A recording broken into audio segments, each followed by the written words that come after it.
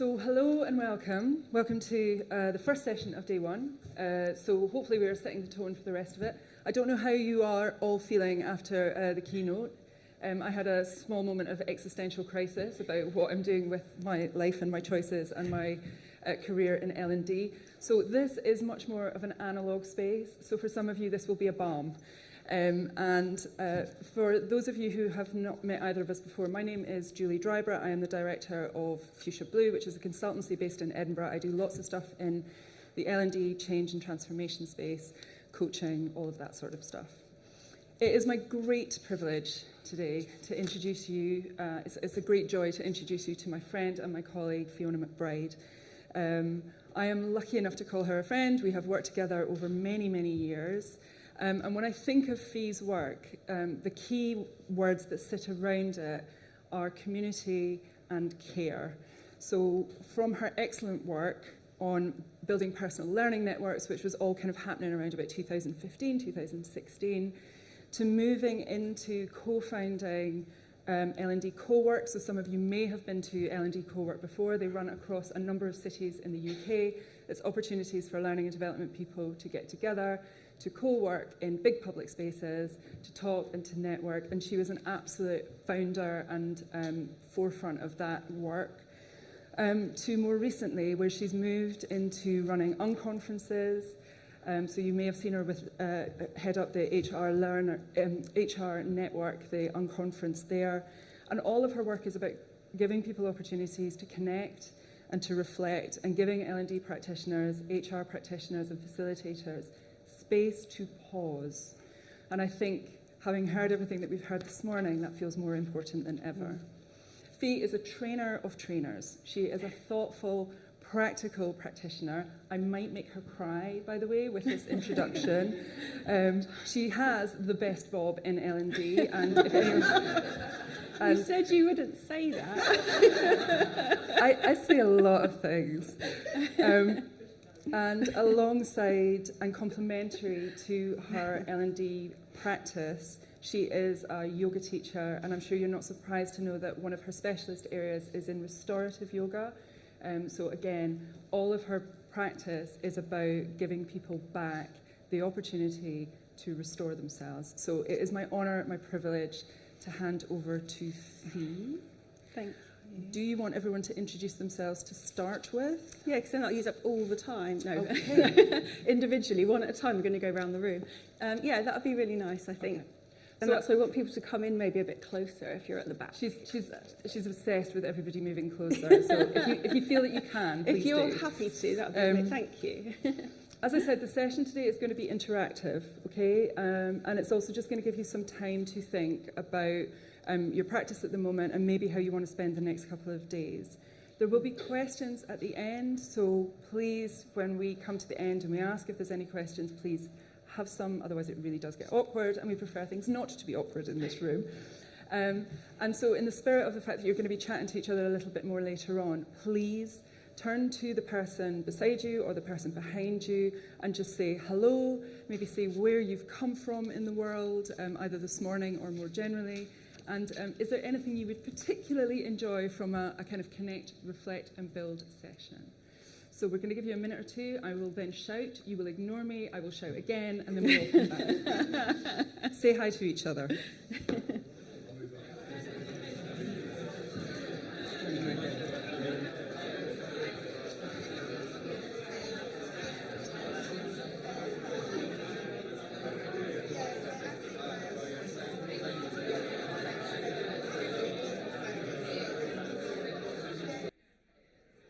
Good people.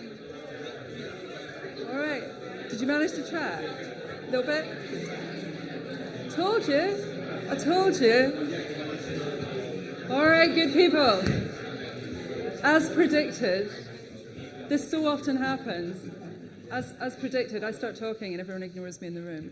All right, so hopefully you've had a chance to say hello to each other. Hopefully you've got a sense of where everybody's coming from. So, without further ado, I'm going to hand over to Fi for the Connect, Reflect and Build session. Thank you very much. Thank you for that lovely introduction, and thank you all for your keenness to chat to each other and get conversations starting. I'm really delighted to be here, and I really hope you get a lot from this session today. And it is going to be interactive, so there'll be points where I'll be asking you to chat to each other again, and then also asking to hear from some of you if you're up for speaking to each other and to me, and sharing your thoughts on this approach. So I'm offering you today a holistic approach to personal and professional development. It's emphasising the importance of self-awareness, the importance of building strong, useful connections, and understanding your context, the context that you work in. And it comes from my practice. It's what I've noticed in my career over 20 years of working in learning and development. And it comes from my own experiences of learning, right? So not just me as an L&D professional, but me as someone who's out there learning and wanting to grow and build my skills too. And that's been both in-house as an HR learning consultant, and then also now externally as a freelance consultant. And this approach is designed to help people slow down, to think, to have an opportunity to pause, to think critically about the work that they do, and intentionally plan for future development, for future growth, for shifts maybe, shifts that you want to make. And I love that we heard the word intention in the keynote actually as well. That was really interesting. I was like, aha, so we're on the same page here with a bit of a theme already for day one. Connect, Reflect, Build is underpinned by a number of professional disciplines.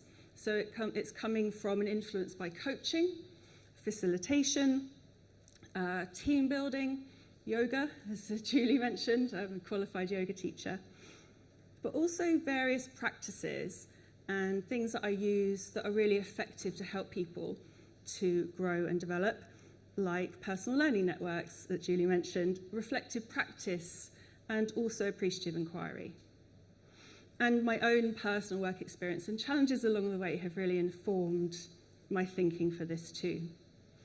So I hope that you see something in this, that something resonates for you, that something's useful, and it might be one part of it or it might be the whole thing. And I've got a quick question for you. Who actively builds opportunities to slow down and stop even into their work as a learning practitioner, professional? Could you put your hand up maybe if you do? Okay. I've got a strong hands and an ishy hands. I love it. And some maybes. Yeah, I appreciate the honesty. So this is quite a common response when I ask this question, when I'm in with clients or if I'm doing coaching and mentoring, because it's hard, isn't it? It's hard to pause. Would you agree? That's what I hear, and that's what I experience myself. So you can tell me if it's something else. But it's tricky to slow down and stop because there's always something else to do. Is that a fair, quick, in a nutshell assessment? Okay, good. But would you agree that we know we maybe need to do this? Okay, good. Thank you.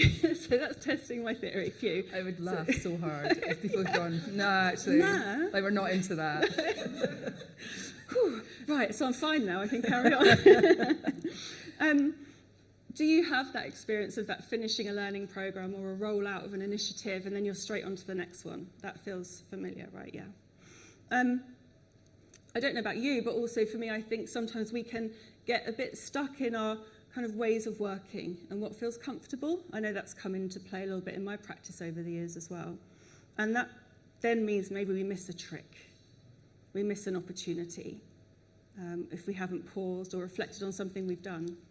And I think that risking that opportunity to notice is quite high risk. And that's what I've seen in my work that I do and that I've done. And missing the opportunity to be present with how people are and what they need, and not just rolling on and keeping going. I think also then we risk something for ourselves. We risk noticing and being present with how we are and what we need, and then maybe miss, doing something different to support ourselves to do our work more effectively or to become more confident or stronger or learn something new. How does that feel? Does that all kind of resonate and make sense? Okay, good. I've got nods around the room. Thank you. What I want to do is quickly introduce you to this approach and talk you through each of the 3 steps. So we have connect. So connect is intentional. It's intentionally connecting with the people, the knowledge, and the tech that is around you that can really support you in your practice, in your work. It focuses on building meaningful relationships. And it focuses on accessing useful resources and getting into kind of useful data and information to, again, help you in your work. And it's about leveraging tech. And again, like we heard this morning in the keynote, it's not just like using all the things and being a magpie and shiny, things like kind of attracting you away. It's going, what do I need and how am I using it? And is it useful for what I need to be doing or who I need to be supporting? And I think sometimes about connection and connect, that we do that quite naturally, don't we, with others? Like we're here, right? We're connecting with people. But I wonder how intentional that is sometimes. How intentionally we think about going out to connect with someone or something. I'll just leave that one with you to kind of think about. I'm going to move on to reflect now. We'll talk about each of these in more detail, but I just want to give you an essence of each of the 3. Reflect is stepping back to proactively reflect on our experiences and our connections and our sources of information and noticing maybe our achievements and aspirations and challenges. And it involves looking inward and having introspection and using critical analysis to think about our current position and our strengths, but also maybe look for opportunities for change and innovation. And then the last step, build, refers to taking action. So something shifting. So gaining the insights from the connect thinking and from the reflection, thinking, now what next? Is there an opportunity? Have I missed something? Do I need to shift my work? And that could be finding and utilising something like a different learning opportunity, using it in a different way. Or it could be building new skills or making different connections outside of the norm that you maybe have around you. So as any useful circular approach tells you, and you probably know where this is going, you should keep going, or you can keep going. There's an invitation to keep going. So you might get to build, but then it might be quite right to then think, oh, I've built something into my practice or something shifting, and then come back to further consideration of connect, and then move back into that reflect piece and continue round. Okay. So before we get into each of them in a bit more detail, I want to share with you a couple of examples of when practically this might be useful. You might already have some ideas in your mind, but there's a couple of key ones that I found for myself, but also that other people have used as well. It might be when you want to take a step back and look at your current role, looking at where you are, how you're learning, how you're connecting, what you're doing with that, and also what's working for you but what's not working for you. So what could be different? So that's one example. It could be if you're looking to change role or career. So it could be that it helps you think about where you are now, what's maybe missing, what are the gaps, what are you not connected to and linked into, and then where might you be able to create some shift. And then the other one is maybe when you're working on a project. It could be a useful approach to use at the beginning or at the end of a project to help you, again, notice what's happening and what maybe you'd improve for next time if you consider that cycle keeps moving round. Do those examples of how this might apply make sense as a starting point anyway? Okay, awesome. So let's go to the first one then. So let's look at connect. So it's extending this invitation to you to be present. And it's asking you to consider your surroundings and who and what you are connected to. And Julie shared a fab comment with me when we were prepping for this session. She said, it's like horizon scanning. And she said the question, it's like, what is my landscape and who are my people? I was like, I'm having that. That's great. Honestly. And I loved it because it's true. It is that kind of that pause to go, how am I connected? Who am I connected to? And I often talk about this in terms of personal learning networks, which I love as a concept. It's that informal network around us that consists of all these things on the slide, people, tech, information. And it's the things we connect and interact with and from that inform our practice, right? So it's thinking of that personal learning network. So it might not just be in a work context, it could be a friend, or it could be family, or it could be a community group you're part of, or some people you volunteer with, right? So it's thinking out wider.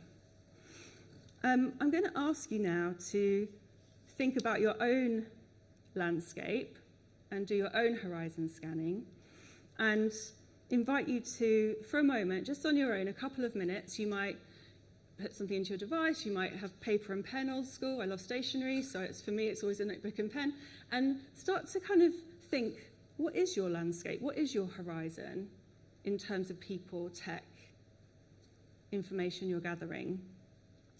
And what is that? And it's kind of this opportunity now to capture that without any judgment. So you're kind of doing a bit of a brain dump. And I sometimes like to draw it like a spider web or like a mind map. So for the next 3-ish minutes, should we do? Yeah. Just have some time on your own and think about your landscape, your horizon, who and what is in that space. Okay? Is that okay?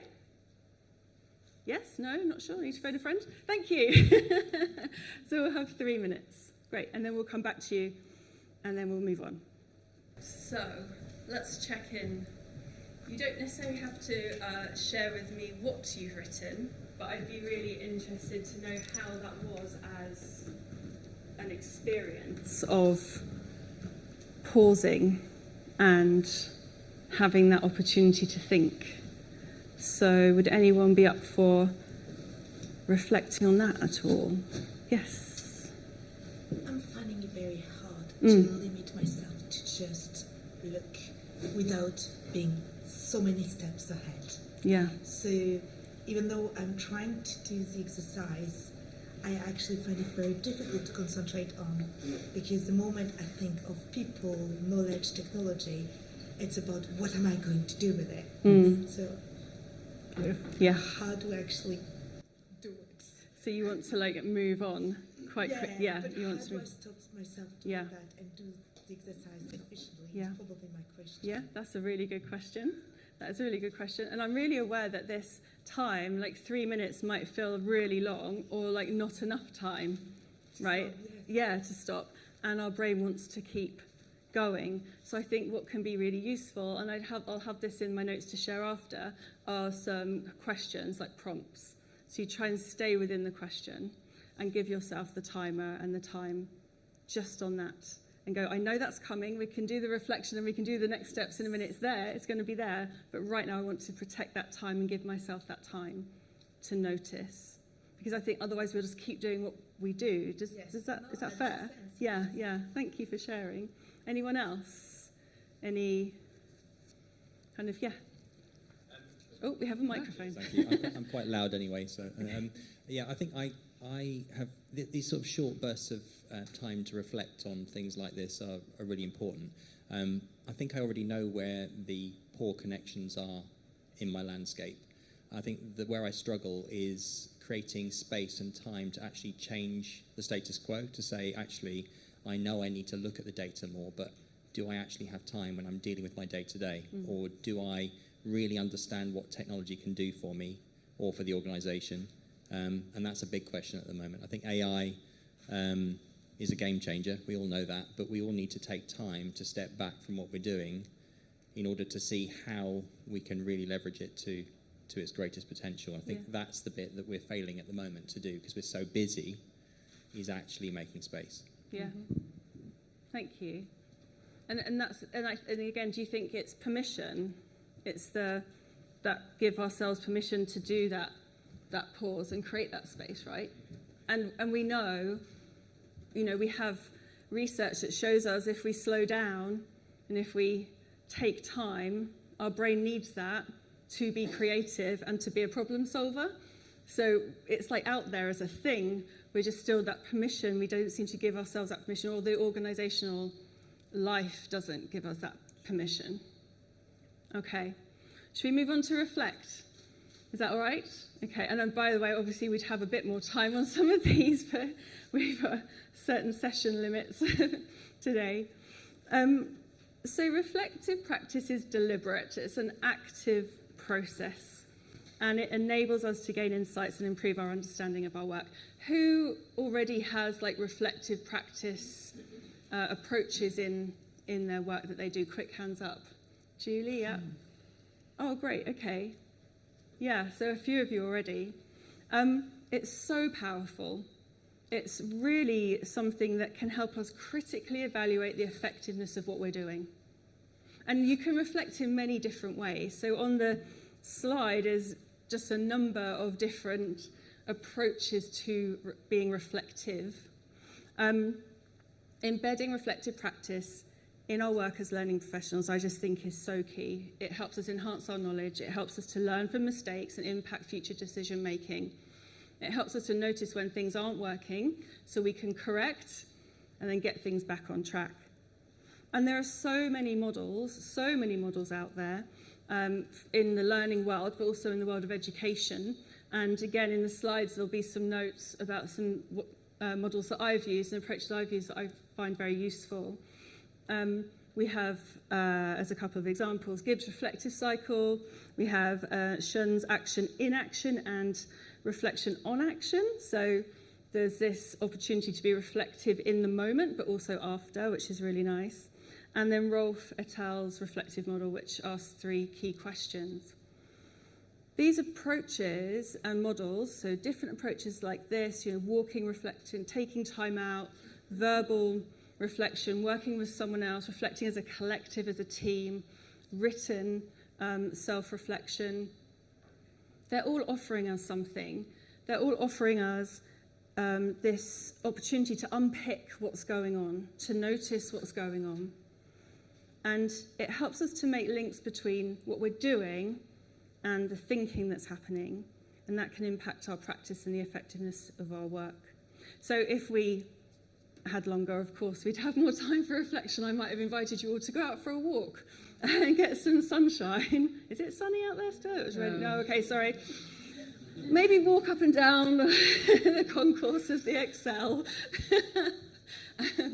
But we don't have time today. But what I would like to do is give you a couple of minutes to start that process and take time to reflect. So we're going to look at what you started to capture in your Connect part of the step. What have you been noticing about your work, your practice, whatever context it was that you started out with?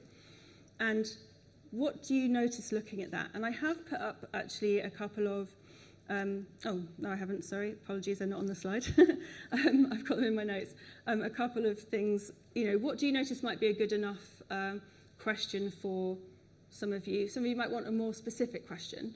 So it could be a question like, what are the gaps? What am I not seeing? Or it could be, what am I missing? What am I not seeing? Depending on how you prefer your language. And who am I not listening to, or who am I listening to? So a couple of minutes just on your own, looking at your Connect notes so far, and start to think, what do you notice? What am I missing? What am I not seeing? Okay, so have a couple of minutes on that. Is that okay? Yes? Excellent, thank you.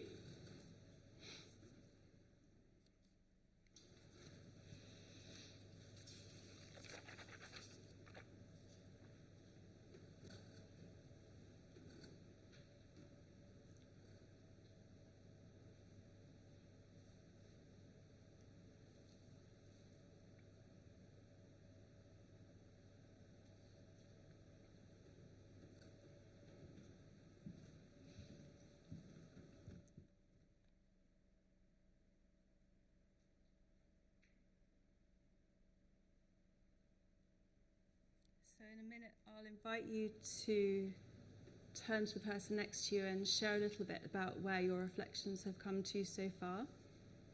And you can share as little or as much as you wish.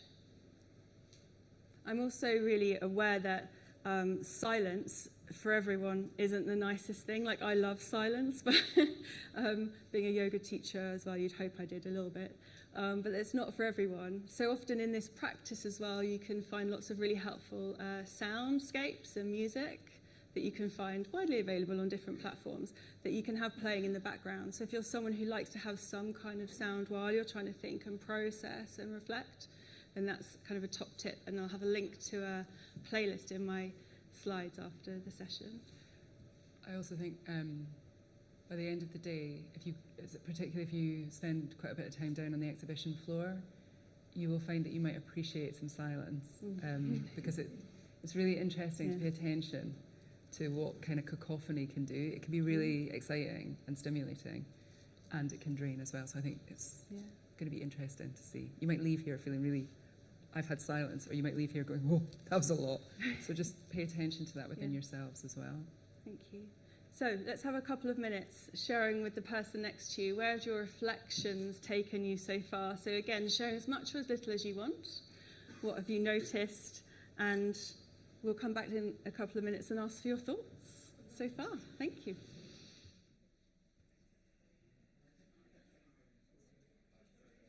What? All right, so it would be great to... I hate this bit. Stop asking people to stop talking. I don't like it. I can't do the whistling. I can't do the whistle. It's a good job. Yeah. Okay, so I'd love to hear from some of you in the room. Was anyone up for sharing where they are at? Please. What were the conversations? Yes, yeah. You can be like this. You know. We want to hear it, don't we? We all want to hear. Yeah? Yeah. Okay, so what we kind of came down to is I had included end users for me as something in my Connect bubble already, but as I was writing it down, I already felt that I didn't do enough to connect to them. And so a lot of what we do is create something to be consumed by people to help them and to train them and for them to learn more. And oftentimes we forget about them in the process of creating it. And so that was something that as I was writing it down, I already felt it was a smaller piece. And then when it came down to the reflection, it was something that we both realized is that we oftentimes do not consider the people that it affects most. Yeah. Nice. Brilliant. Thank you so much for sharing. That's really good. And really common, would we say? And like, again, it's that you can get swept up, right? So that now, I'm hoping, not going to put words in your mouth, but there's like, so I might pay attention to that. And when we come on to build, there might be some things you then shift, maybe. Yeah, thank you. Someone else, please. Oh, did you want to? We have a microphone if you don't mind. Right. No, thank you. I found it very interesting that Violin mentioned the time that we spend while we do our sports or meditation or yoga. How much, how would I say, input we can get into our work, the ideas we get, that it should be actually part of our working time to do this type of reflection, because most of the ideas, they come when we actually take a break. Yes. And that's where we do the reflection on our own. But if we do it in a team, then we are, let's say, brainstorming. And that also, I realized that a lot of the good ideas and projects that we have put in place came through those sessions of brainstorming. That each one of us sees the problem from a different, perspective. Yeah. And then you say, oh yeah, actually. So voila. Yeah, thank you. Thank you very much. Yeah. And I think, we did our own reflection. You might have seen us. We were sort of standing, chatting, and when I was thinking about the connect part, when I was thinking about the people who are in my network, one of the things that came up was from this morning. I probably don't have as many people in my network that will talk wisely about the AI stuff. So my practice is still quite based in change models, in consultancy models that feel very 2000s, right? And so when we were reflecting there, I start to think about, am I looking at my network through an appreciative lens, like what's working for me? Am I looking at it through a deficit lens, like what's not working, how can I beat myself up, what have I not done enough of? And also just this notion that this is a practice, and I don't sometimes do it often enough.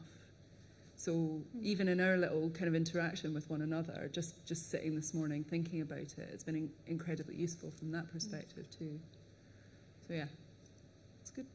And I think that's key, isn't it? That it is a practice, and that this might feel weird, or it's like, okay, 3 minutes was a very long time. Is she going to start talking again? You know, but it is practice. It's getting used to it, well, finding a way that works for you, of course, and then just keeping going and building that in. And it will become more familiar, and then it will become the norm. And then before you know it, you're doing that continuous reflection, sometimes in action and after the action. Okay, thank you, everyone. Should we move on to build? Yes. So we have the third step, build, which hopefully makes sense, but I will clarify anyway, just in case. We have lots of different ways that we can build and shift, and in many different themes. So it might be knowledge, it might be understanding, it might be the people around us that we want to build. It might be different opportunities that we want to build, or shifts into different opportunities. And when you take the time to identify the connections that you have around you, your landscape, when you've reflected on what's working and perhaps begun to notice any gaps or opportunities, now is this dedicated time in this approach to think, right, okay, so what am I going to do about that? And it might be that you do nothing. That could be one option. There's always like I won't do anything. It has to be how it has to be. But then hopefully there'll be other things you'll look at that will go, no, that needs to change, that needs to shift, like your example that you shared. Thank you very much. And so I really want to jump straight into this, because I think this is often where people really want to get to. This is like the doing bit, right? So it's like, oh, you're saying just slow down, you're saying pause, and you're saying reflect, but then we want to kind of move forward and action things. So what possibilities are there? What needs to happen next? And I have a couple of prompt questions on the slide that maybe help think about that action step, that what next step, the build step. So what do you feel drawn to act on? What do you need or want to shift? And then I also like to acknowledge that there are things you've maybe started to kind of map out or acknowledge in your landscape, you've reflected on and you've gone, those still work great. So then how can you nurture those? And how can you keep what's working well for you working well?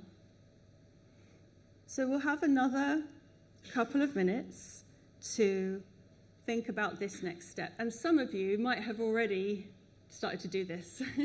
You might have thought about your end users, and you've already maybe between you gone, oh, we should do this next time, or we should think about that tomorrow or something.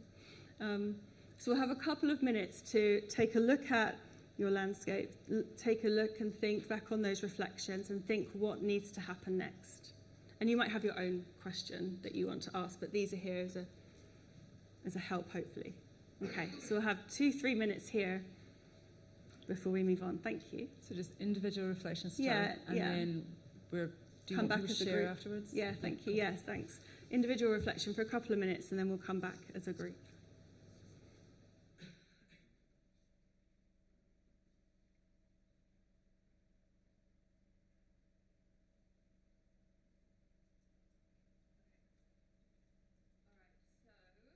If you've had enough time, like I said, these are very quick snapshots. Talk to the person next to you and start to share your build piece. Where are you at with that? Mic's going funny, I think. Maybe in relation to some of these questions, or just where your thinking has gone in general. Yeah? Ooh, that's not nice. I didn't do anything. It wasn't me. So you all talk amongst yourselves now would really help me out even more, so we can sort the microphone. So have a couple of minutes. Thank you very much. What's going on? That made me jump. Yeah, That's you're right. noise.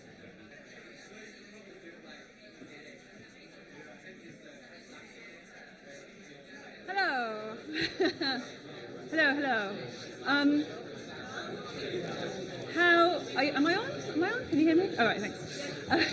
I'm not going to move. I'm going to sound like a AI robot. No. What? I'm going to sound like this and not move in case it makes a crunchy noise again. Okay, so we'd love to hear from some of you. Where have you got to with the build part? And also, you can be totally honest and you can say, I'm still on Connect and I'm still in Reflect, because I do appreciate we have had to move through this very speedily. But it'd be great to hear some build thoughts. Who would be... Oh, thank you. We have a hand up just over here. Gentleman in the tan This jumper. side's getting in the game now. This is all good. Yeah, warming up. It's kind of a building upon the Reflect section. Yep. So maybe I've taken it the wrong way, but in our department, every 2 weeks we have a meeting, and before the meeting even starts, we have like a reflective piece, and we kind of talk about how we're feeling. But over time, we've built it into a way we have like an analogy where it's like the seas I'm swimming in. So everybody comments on. So basically, imagine how you're feeling is the sea, and you kind of describe your boat or your raft, and based on how you describe it, that's kind of how you're feeling, and people in your team can kind of get an idea of like how your week's going or how your month's going. So that's how we built upon the Reflect. I hope I got that right. I love that. That's amazing. I literally want to come and work for your company. Yeah. I am like, I'm here for those conversations. can everybody just do a bit more of that? That is delicious. Thank you it. so much for sharing that. That's really great. And how healthy as well, right? Like, don't get me wrong, I love tech, but we're also humans, aren't we? And we're hearts and we're emotions and we're stresses and celebratory yays and all the things, you know? It's a technical term, celebratory yays, don't laugh at me. Thank you. Someone else. Let's hear from... Oh, there's a lady right at the back, and then we'll come to you at the front. Thank you. Hello. I think this is such a good prompt, because the minute I saw that, I thought about tech. And I was like, design process, technical capabilities, technical training. But actually, it's the word people that really stuck with me, because currently in my role, I'm really trying to change behavior for learning. And if I think in my environment, me and my team, we don't think about the people part enough. We're really focused on what can the tech do, what can AI do, what capabilities can we build. But unless we're looking at connecting with the people, asking them questions, maybe questions that will make us a bit uncomfortable because we realize there's things we've overlooked potentially, then the people aspect of it will enrich our process for building. So I think, that was really helpful to think over. Thank you so much. Thank you for sharing. And there's a lady down here at the front. Thank you. Thank you. Sorry for making you run. So my name's Rachel George, and I hope you don't mind me being really cheeky with what I'm about to say, but what I kind of... Oh no, I'm nervous. But what I kind of was discussing and have kind of got to the conclusion on is that I'm a bit of an inflection point in my career. So I'm an analytics and AI professional who is looking to get closer and more into L&D. I hear L&D is looking for a lot of analytics and AI minded people, so if anyone here happens to be hiring, I would very much like to chat to you after the session. Do you want to stand up quickly and wave at everyone so they can see who you are? All right. What was your name again, sorry? Rachel. Lovely to meet you, Rachel. Loving your work. One more person, if that would be okay. Oh. Yeah, just to, I guess, contrast with the first one, we were talking about the challenges of getting organisations on board with this, because I was thinking a lot of the stuff I would want to do would kind of need buy-in from other people as well, and be a kind of wider cultural shift, and that it's kind of one thing to make space for yourself to do this process, but then a whole other thing to go to other people and say, I also want you to do this, and here's this idea I've had, will you support me with this, and getting them to stop their busy time and lives to help with that. And so I guess we were kind of thinking about, it is about building a team and building a network, but with the buy-in from all of them, that you're then going to go on and build this other stuff together. Because I had some initial ideas of how I would build, but I was kind of none of these will really work if I do this just by myself. And so there's that kind of added challenge of trying to get, and if you're in a company like that one where they have reflective meetings, then great. But like, yeah, that's not the culture where I am at all. Yeah. And so it feels like it would be a kind of bigger challenge to try and shift that as well. Yeah, thank you. And I wonder if that's why remembering to then carry on round and start again would help, because then if you've identified that in the build space, you're like, I can't do this on my own, or I need other stakeholders or permissions or whatever the rules are that exist, then you can go into the connect and go, okay, so who are they and what are they and what is that landscape? And and then you kind of go round, yeah. Can I, are you okay for me to speak to that a please. little bit as well? So one of the things that I was thinking when I was looking at the model is that there's almost like a shadow model that sits underneath this, right? So there's a time to reflect, but there's also a time to do, which is kind of the build bit. And sometimes you just have to start. You start with yourself, and then maybe like within your team, you build that in as your practice. And what I heard the gentleman over here say was, well, it didn't start that way. It kind of started as a check-in, and now it's this. And so trust that if you need it and you think it would be useful, that there's enough evidence also out there. There's plenty of evidence out there that this approach offers something in to teams and individuals. So you might want to build a case for it, or just do it. So you can, that disruptive practice can start to come in if you want to. I know I'm disrupting, so I'm going to stop. But So disruptive. No, that's very helpful, thank you. One more comment from the room. Anyone else want to share? No. Oh, yes, thank you. No, please, go for it. Yeah, thanks. I promise it won't take too long. I was reflecting a little bit in the middle of this section about how people's individual preferences are at play here. I don't know if you're across the kind of Jungian theory and introversion, extroversion. Obviously, introverts naturally like to be in that reflective space. They're quite happy in their own head. You said you don't mind silence, but you're probably a bit more of an introvert. And then you've got the thinking, feeling layer on top. But I think, for me, I find it quite natural. For some people who just want to jump to action, the people on the right-hand side, they find that really, really challenging. And they want to move on to the next thing. So learning from and reflecting on stuff you've done is something they don't do naturally. So I think someone said about, making it part of the culture. I think sometimes you have to find your way of doing that as well. So perhaps there's a way of being reflective, but being so in a practical, task-driven way that would work for some preferences, whereas some people are quite happy talking about, being meditative about stuff or going for walks and thinking on their own, and that might be their way of doing it. So I think there's not one size fits all, is what I was going to say. Yeah, absolutely. Yes, you're absolutely right. And I think we were even saying this before, Julie and I, that how you utilise this, or how you connect and look at your landscape, how you reflect, how you maybe build, will look one way today, and then it might look totally different tomorrow. And you might, because it's that continuous practice and that really, keep it shifting for what you need. Absolutely that. Thank you. So as we come towards the end of the session, this is a slide that I now don't know why I need a slide again to show the thing. I was like, this is what I wanted. Why do I have that slide in there? it's learning slides. It's fine. So I want to just summarise. I want to say thank you all for just going with it and hearing me and talking about it and sharing your observations and your own experiences. I really do appreciate it. But the key, I think, in all of this for me is that Connect, Reflect, Build is about working with intention.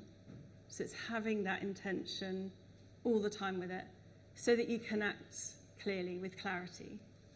And it is about personal growth, and it is about development, and it's an ongoing process, whether we like it or not. It's like a healthy one to keep building. And it is applicable right now exactly where you are in your context or in a context you want for the future. So I hope something has sparked in you. I hope it's helped your thinking in some way, and perhaps you'll take this away and utilise part of it or all of it in some of your work practices, or as a different way of thinking about who you are and what you do and the awesome work you're doing out there to help others to learn and grow and develop. And I think I will finish there. Thank you very much, Julie. See you later. Okay. So we have about 5 minutes for questions. I have one question to kick us off with. Who else has got questions? What questions are in the room, either about the process or so? Just if you have a question, please put your hand up. No questions so far. My question is, when does it not work? Oh, that's a good one. You didn't ask me that as part of our prep, did you? We didn't prep for that one. When does it not work? I think there's a mindset thing, in all honesty. I think if you don't have this is my take on this for me personally, is if I am super stressed or I've got tons running and I'm really struggling to create that space, then I might try this, but it doesn't quite land. Okay. So is that like a cognitive bias thing? Like does your brain start to kick in and go, oh, this is never going to work? Or I think so, yeah. Okay. But then I think, well, what do I need to put around me to help me? Okay. You know, which then that connect stage kind of does, because then I go, well, who are my people, who are around me in my space to then, you know I need to do something, you know? Yeah. Yeah. Yeah, it makes sense. Okay. Thank you. Thanks. Any other questions? Yeah. Hi. Thank you. I think you have a microphone mic working its coming. way to you. Hello. So as we were going through it, one of the things that I was thinking is, I think our team and myself are good reacting to a problem that needs solving and then going round the circle. But I almost see it as you get to the build and then everything's fine, so you kind of sit back and enjoy that time. And then we have to react to another problem and go through it again. Are there any tips for kind of thinking about the next process or the next thing that you want to try and connect, reflect, build without it being like in your face? Ooh. So just give me a bit more, sorry, to your question. So I suppose kind of just not sitting back and thinking, okay, for right now, everything's smooth, so I won't be looking to keep working on that circle. Yeah. Because I think that's how I kind of see it sometimes, is it gets to the end and then we forget to go back without that prompt. So is there anything to kind of keep yourself in that headspace?